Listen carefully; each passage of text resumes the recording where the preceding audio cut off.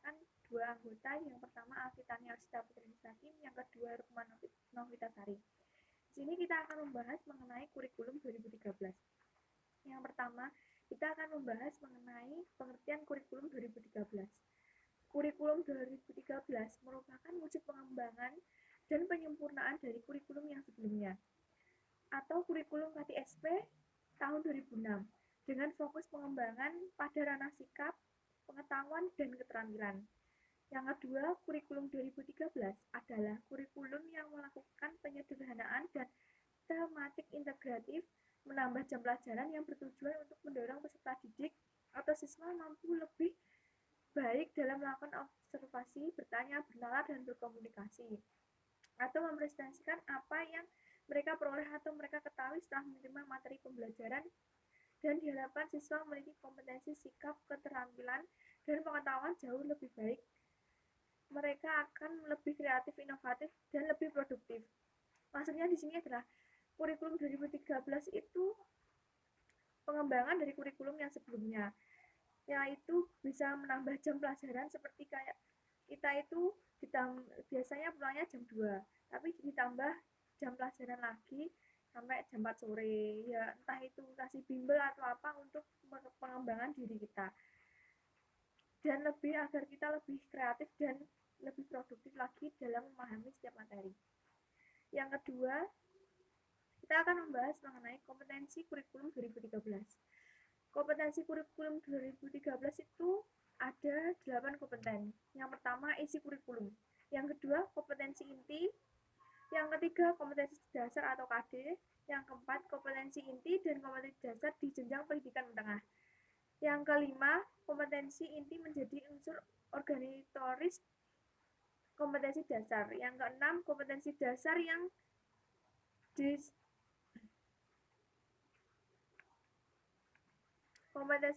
dikembangkan didasarkan pada prinsip akumulatif, saling perkuat, dan memperkaya. Yang ketujuh, silabus perkembangan belajar sebagai rancangan belajar.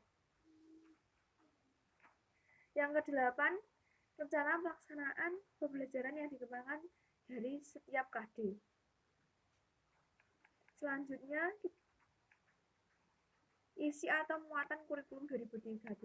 Yang pertama adalah mata pelajaran.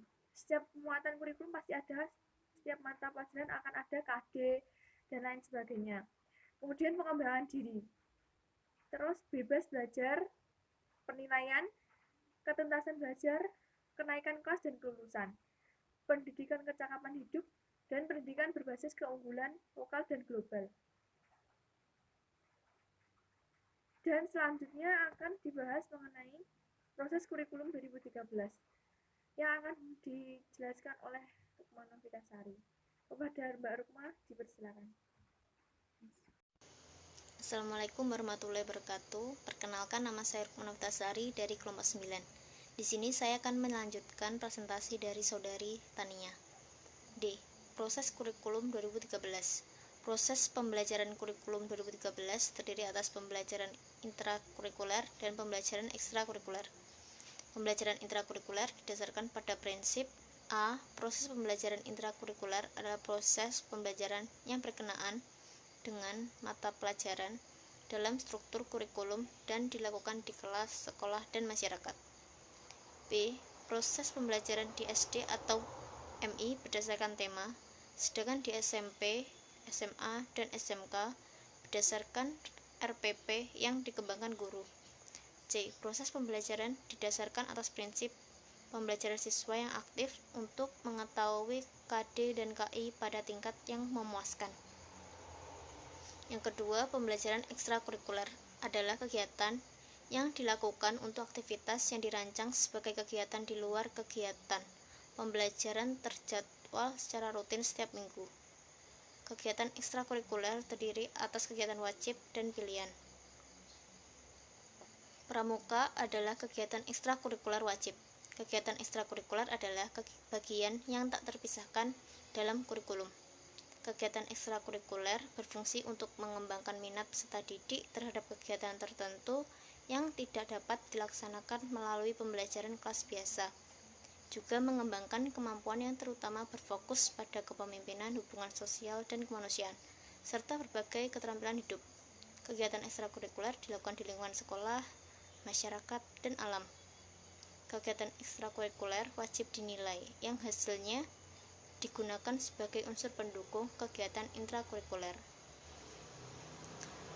Penilaian kurikulum 2013. Dalam Permendikbud Nomor 66 Tahun 2013 tentang Standar Penilaian Pendidikan, disebutkan bahwa arti penilaian otentik adalah penilaian yang dilakukan secara komprehensif untuk menilai, mulai dari masukan, proses, dan keluaran pembelajaran. Sehingga sesuai dengan Permendikbud Nomor 66 Tahun 2013 tentang Standar Penilaian Pendidikan, prinsip penilaian otentik pada jenjang pendidikan dasar dan menengah adalah objektif, terpadu, ekonomis, transparan, akuntabel, edukatif, mendidik, motivasi, peserta didik, dan guru. Pada kurikulum 2013 sangat banyak jenis instrumen penilaian yang harus digunakan oleh guru, walaupun pada kurikulum sebelumnya juga sudah diarahkan, tetapi kurikulum 2013 lebih jelas lagi. Kebijakan ini diambil karena alasan mempertahankan konsistensi antara sistem kurikulum yang berlaku. Berikut ketentuan pokok tentang teknik dan instrumen yang digunakan untuk penilaian kompetensi pada Permendikbud Nomor 66 Tahun 2013. A. Teknik dan instrumen penilaian kompetensi sikap. Pendidik melakukan penilaian kompetensi sikap melalui observasi, penilaian diri, penilaian teman sejawat oleh peserta didik, dan jurnal. Instrumen yang digunakan untuk observasi, penilaian diri, dan penilaian antar peserta didik adalah daftar cek atau skala penilaian yang disertai rubrik, sedangkan pada jurnal berupa catatan pendidik. Teknik dan instrumen penilaian kompetensi pengetahuan. Menilai kompetensi pengetahuan melalui tes tulis, tes lisan, dan penugasan. Yang ketiga, teknik dan instrumen penilaian kompetensi keterampilan. Pendidik menilai kompetensi keterampilan melalui penilaian kerja, yaitu penilaian yang menuntut peserta didik mendemonstrasikan suatu kompetensi tertentu dengan menggunakan tes praktik, proyek, dan penilaian portofolio. Instrumen yang digunakan berupa daftar cek atau skala penilaian yang dilengkapi rubrik. Untuk poin F, perkembangan kurikulum 2013. Pendidikan yang sesuai dengan kebutuhan masa depan hanya akan dapat terwujud apabila terjadi pergeseran atau perubahan pola pikir. Pergeseran itu meliputi proses pembelajaran A. Dari berpusat dari guru menuju berpusat pada siswa. Jika dahulu biasanya yang terjadi adalah guru berbicara dan siswa mendengar, menyimak, dan menulis, maka sekarang guru harus lebih banyak mendengarkan siswanya, saling berinteraksi, berargumen, berdebat, dan berkolaborasi. Fungsi guru dari pengajar berubah dengan sendirinya, menjadi fasilitator bagi siswa-siswanya. Yang kedua, dari satu arah menuju interaktif.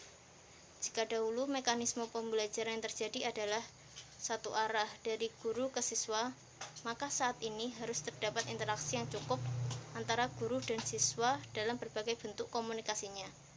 Guru berusaha membuat kelas semenarik mungkin melalui berbagai pendekatan interaksi yang dipersiapkan dan dikelola. Yang ketiga, proses isolasi menuju lingkungan jejaring. Jika dahulu siswa hanya dapat bertanya pada guru dan berguru pada buku yang ada di dalam kelas semata, maka sekarang ini yang bersangkutan dapat menimba ilmu dari siapa saja dan dari mana saja yang dapat dihubungi, serta diperoleh via internet. Yang keempat, dari pasif menuju aktif, menyelidiki.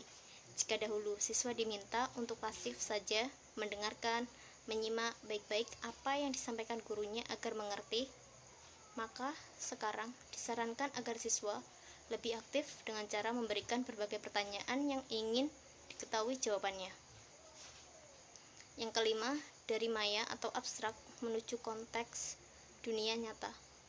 Jika dahulu contoh-contoh yang diberikan guru kepada siswanya kebanyakan bersifat artifisial, maka saat ini sang guru harus dapat memberikan contoh-contoh yang sesuai dengan konteks kehidupan sehari-hari dan relevan dengan bahan yang diajarkan.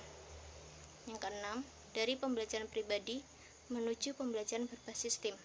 Jika dahulu proses pembelajaran lebih bersifat personal atau berbasiskan masing-masing individu, maka yang harus dikembangkan sekarang adalah model pembelajaran yang mengedepankan kerjasama antar individu.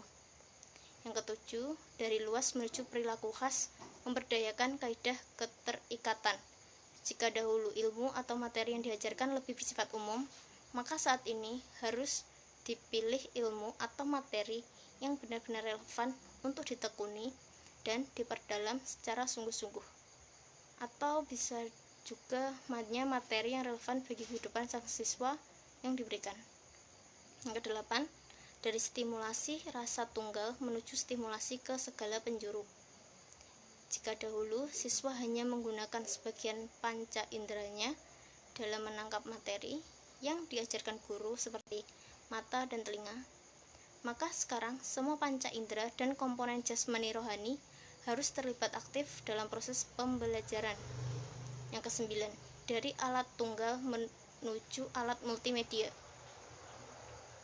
Jika dahulu guru hanya mengandalkan papan tulis untuk mengajar, maka saat ini diharapkan guru dapat menggunakan beraneka ragam peralatan dan teknologi pendidikan yang tersedia, baik yang bersifat konvensional maupun modern.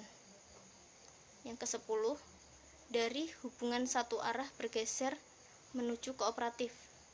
Jika dahulu siswa harus selalu setuju dengan pendapat guru dan tidak boleh sama sekali menentangnya, maka saat ini harus ada dialog antara guru dan siswa untuk mencapai kesepakatan bersama. Yang ke-11, dari produksi massa menuju kebutuhan pelanggan. Jika dahulu semua siswa tanpa terkecuali memperoleh bahan atau konten materi yang sama, maka sekarang ini setiap siswa berhak untuk mendapatkan konten sesuai dengan ketertarikan atau keunikan potensi yang dimilikinya. Yang ke-12, dari usaha sadar tunggal menuju jamak. Jika dahulu siswa harus secara seragam mengikuti sebuah cara dalam berproses, maka yang harus ditonjolkan sekarang justru adanya keberagaman inisiatif yang timbul dari masing-masing individu. Yang ke-13, dari satu ilmu pengetahuan bergeser menuju pengetahuan disiplin jamak. Jika dahulu siswa hanya mempelajari sebuah materi atau fenomena dari satu sisi pandang ilmu, maka sekarang konteks pemahaman akan jauh lebih baik dimengerti melalui pendekatan pengetahuan multidisiplin. Yang ke-14, dari kontrol terpusat menuju otonomi dan kepercayaan. Jika dahulu seluruh kontrol dan kendali kelas ada pada sang guru, maka sekarang siswa diberi kepercayaan untuk bertanggung jawab atas pekerjaan dan aktivitasnya masing-masing. Dari pemikiran faktual menuju kritis, jika dahulu hal-hal yang dibahas di dalam kelas lebih bersifat faktual, maka sekarang harus dikembangkan pembahasan terhadap berbagai hal yang membutuhkan pemikiran kreatif dan kritis untuk menyelesaikannya, dari penyampaian pengetahuan menuju pertukaran pengetahuan. Jika dahulu yang terjadi di dalam kelas adalah pemindahan ilmu dari guru ke siswa, maka dalam abad 21 ini yang terjadi di kelas adalah pertukaran pengetahuan antara guru dan siswa, maupun antara siswa dengan sesamanya.